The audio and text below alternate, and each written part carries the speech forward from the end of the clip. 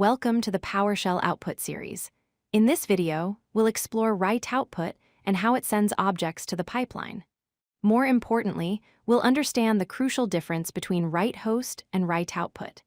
This distinction is fundamental to writing effective PowerShell scripts, so let's dive in and master these concepts. Write output is a CMDlet that sends objects to the PowerShell pipeline, making them available for the next command in the chain. Think of the pipeline as a conveyor belt that carries data from one command to another. Write output places your data on this conveyor belt so other commands can pick it up and process it. This is the standard way to return data from functions and scripts when you want other commands to be able to work with that data. The basic syntax is simple. You type write output followed by the data you want to send. For example, write output followed by the string hello, PowerShell in quotes. When this command executes, it sends the string to the pipeline where it can be captured by a variable, piped to another command, or displayed on the console. The key point is that this data enters the pipeline and becomes available for further processing. Here's the critical distinction you need to understand. Write host writes directly to the console display. When you use write host, the data bypasses the pipeline entirely and cannot be captured or piped to other commands.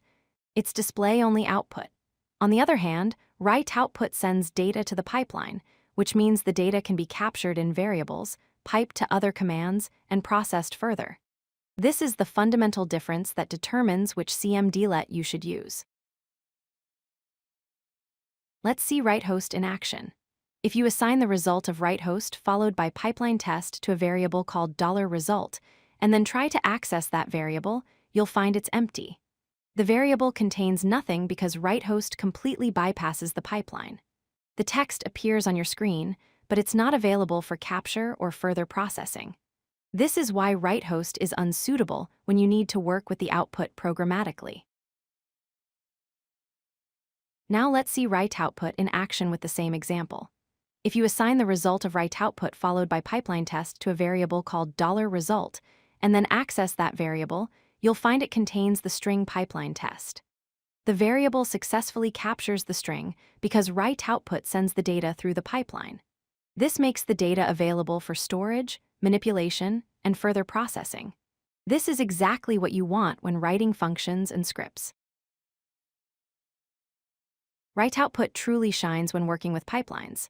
For example, you can use write output to send the numbers 1, 2, 3, 4, 5 to the pipeline, then pipe that output to for each object to multiply each number by 2. The data flows seamlessly from write output through the pipeline to the next command.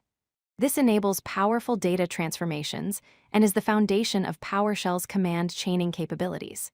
This kind of pipeline processing is impossible with write host. So when should you use each CMDlet? Use write host for display-only messages, like progress updates or informational text that users need to see but scripts don't need to process. It's also useful for colored console output for visual emphasis. Use write output when you're returning data from functions, sending objects through pipelines, or creating any output that needs to be processed by other commands. As a general rule, use write output by default in your scripts and functions, and reserve write host for user-facing messages only. If you like this video, hit that like button and don't forget to subscribe.